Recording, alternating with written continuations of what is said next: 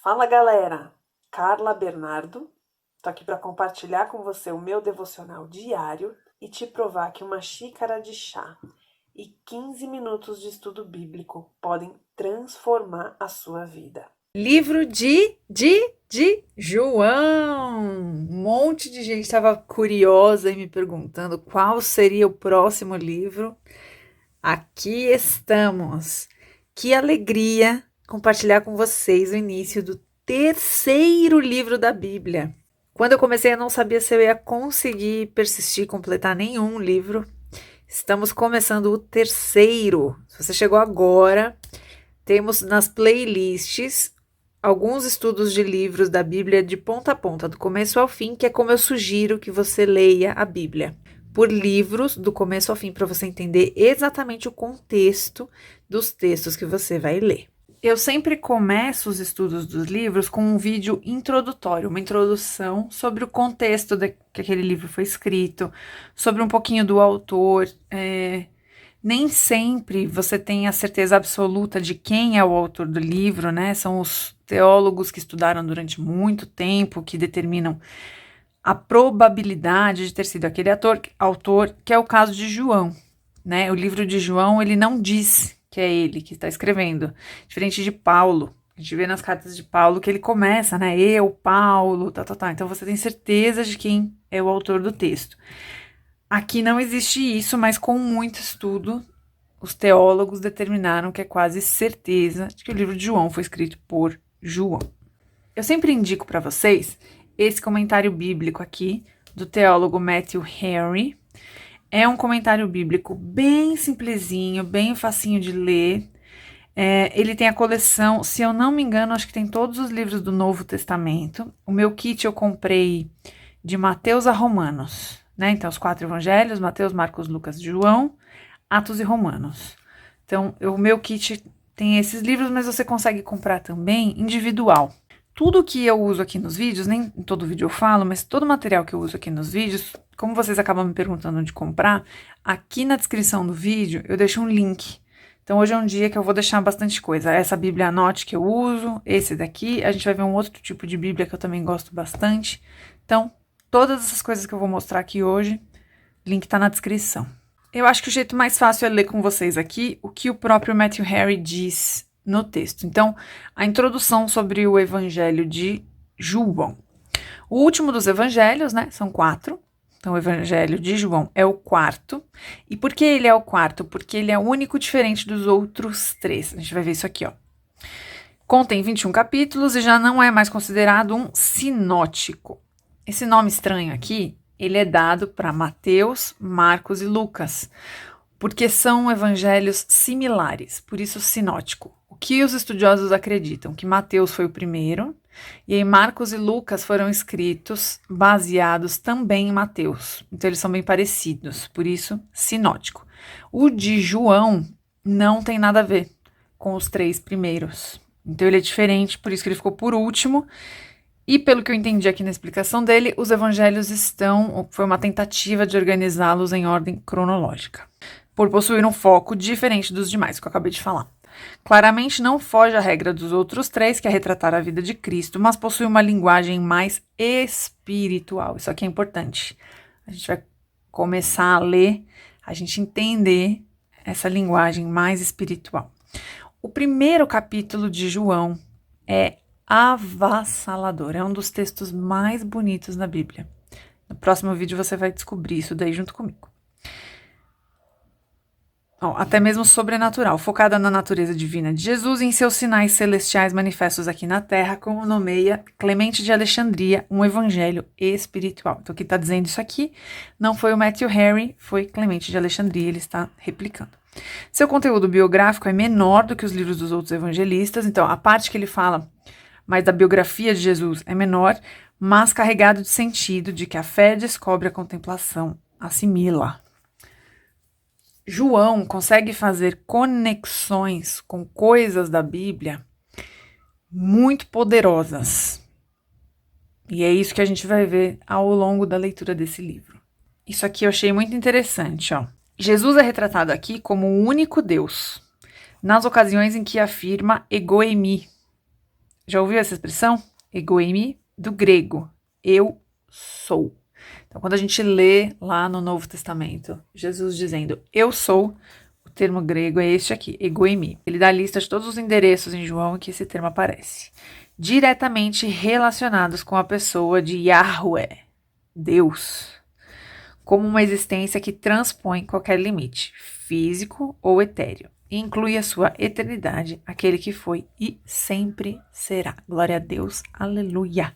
Uma informação interessante que o Matthew Henry traz para a gente sobre a autoria do livro. Ó. Irineu, um dos pais da igreja primitiva, foi discípulo de Policarpo. E este foi discípulo direto de João. Então, João teve um discípulo, Policarpo, e Policarpo teve um discípulo, Irineu, tá? O apóstolo de Jesus. Ele afirmava pela autoridade de Policarpo, ou seja, o Irineu, pela autoridade que Policarpo tinha, por ter sido direto de João, que João, o mesmo apóstolo de Cristo, em idade avançada, tem escrito o evangelho enquanto estava em Éfeso. Então, fontes próximas de João, né, terceira geração de discípulo, afirmava que João escreveu esse evangelho enquanto ele estava em Éfeso. Além disso, a tradição mais antiga e forte da igreja defende que o anonimato do texto pode nos dar a convicção da sua autoria, considerando a autoridade do apóstolo. Como ele era muito conhecido, ele não precisava dizer quem ele era para aquele tempo, né? Por ser conhecido na comunidade, aqui é o que eu falei, e pela sua humildade de não citar o próprio nome, mas mencionar o nome de outros discípulos mais proeminentes de Cristo. Então eles entendem que João talvez não diga o seu próprio nome por não ser necessário, porque no tempo que ele escreveu o evangelho, as pessoas que iam receber isso aqui sabiam quem era ele, né? E por uma questão de humildade mesmo, ele cita os outros apóstolos e não cita a si mesmo. Veja que interessante que ele vai dizer aqui, ó. Quem era João? O nome de João significa graça divina, ele era filho de Zebedeu, isso o texto dá pra gente, né, quando Jesus chama os filhos de Zebedeu. Sua mãe provavelmente foi Salomé, não é a Salomé de João Batista, tá? É outra Salomé. Ver Marcos 15:40 e Mateus 27:56, ainda que não seja uma certeza. E por ela, tinha um certo parentesco com o próprio Jesus e com João Batista. Foi através da pregação de João Batista que o discípulo reconheceu a Cristo como Messias, tornando-se assim um dos primeiros apóstolos. Ou seja, João primeiro foi discípulo de João Batista, depois que ele começou a seguir Jesus. Foi considerado pelo próprio mestre como um filho do trovão. Tem texto aqui sobre isso já no canal. Jesus batiza João e o seu irmão, acho que era Tiago, irmão de João, esqueci agora. Os dois eram discípulos de Jesus. E logo no comecinho do ministério, Jesus batiza os dois de Boanerges, que significa filhos do trovão, podendo nos revelar o seu temperamento enérgico. Isso aqui fica mais do que claro no episódio de Samaria.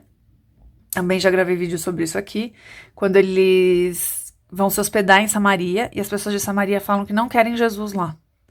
E aí, João e Tiago, muito irritados, vão falar com Jesus. Eles já tinham sido revestidos de poder, porque eles já tinham feito uma viagem missionária sozinha. Então, eles já operavam sinais, os discípulos, né? Cura, libertação, eles já operavam sinais. E aí, eles chegam para Jesus e falam, mestre, quer que a gente mande vir fogo do céu e destruir a cidade? É interessante, eles não falam para Jesus mandar fogo do céu, eles perguntam se Jesus quer que eles façam. E Jesus fala que ele veio pela paz e não pela briga, que é para eles acamparem ali fora da cidade, mesmo que tá tudo certo. Então, nesse episódio a gente vê que o temperamento deles realmente era bem forte, né? De querer destruir uma cidade inteira, porque não fizeram o que eles queriam. Ao mesmo tempo, sendo um dos discípulos mais próximos que caminhavam com Jesus. Existe ainda uma vertente em que salienta que João, o apóstolo, não escreveu esse texto de próprio punho, utilizando da ajuda de outra pessoa, mas que sua relação com o texto é consideravelmente próxima, levando em conta que ele teria ditado as palavras que foram escritas. Isso aqui, gente, é estudo, é especulação, nada é certo, porém, eu confio em pessoas que dedicaram a vida inteira a pesquisar isso daqui, a estudar isso daqui, né? Que sabem muito mais do que eu. Olha o que o Matthew Henry fala a respeito da data. É interessante isso daqui. O Evangelho de João é provavelmente datado entre os anos 80 e 90 depois de Cristo. Não há muitas controvérsias a respeito da sua data, visto que o apóstolo João já se encontrava em Éfeso e posteriormente seguiria para a ilha de Patmos. Ilha de Patmos foi onde João teve a revelação do Apocalipse. tá? Então, João é responsável por escrever o Evangelho de João, as cartas de João, que estão no Novo Testamento, e o livro de Apocalipse, para cumprir o seu exílio, já em idade avançada, durante o Império de Domiciano. Consideremos estes anos, visto que também o autor possui um grande conhecimento dos evangelhos sinóticos. Então, quando ele escreveu o evangelho, segundo ele, né, segundo João, ele já conhecia os evangelhos de Mateus, Marcos e Lucas. Por isso, o último dos 4 a ser escrito. Outro lugar, outra fonte que eu gosto muito de pesquisar, pode ver que ela já está destruída. Eu quase não uso mais essa Bíblia, porque a capa dela está esfarelando tanto, ela faz sujeira. Mas eu gosto muito dessa Bíblia, uma Bíblia para estudo, a Bíblia da Mulher que Ora. Ela é comentada pela... Peraí, aqui, ó. Pela Stormy O'Martian, acho que é assim que fala o nome dela. Ela é autora do livro O Poder da Esposa que Ora. Meninas, recomendo essa leitura. Esse livro é maravilhoso. Se você é casada, leia. Se você está prestes a casar, compre e leia com 1 mês de casada.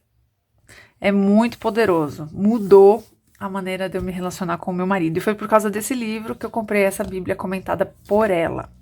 E aí, ela tem vários comentários interessantes, sempre focados em intercessão. O livro famoso é O Poder da Esposa que Ora, a Bíblia é O Poder da Mulher que Ora.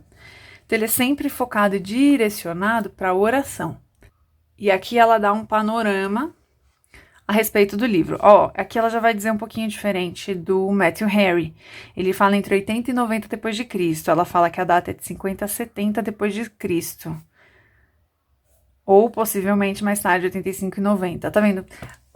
Os dados, eles não têm como ser muito precisos, a não ser que o texto nos diga exatamente, né? Então, são dados próximos. Aí, olha que interessante, ela põe aqui para quem é o livro. É legal, né? Incrédulos, céticos, interessados para que pudessem crer que Jesus é o Cristo, Filho de Deus, e crendo tenham vida em seu nome. 20:31, ela cita um texto dele mesmo. Olha o que ela fala. João nos ensina que o Evangelho de Jesus não se limita apenas a livrar-nos do passado, obter perdão de todos os pecados que cometemos, nem se limita ao futuro, ir para o céu ao morrermos. Mas também, olha isso aqui que interessante que ela fala, que eu sempre falo disso, a importância da gente ter uma vida plena aqui na Terra, né?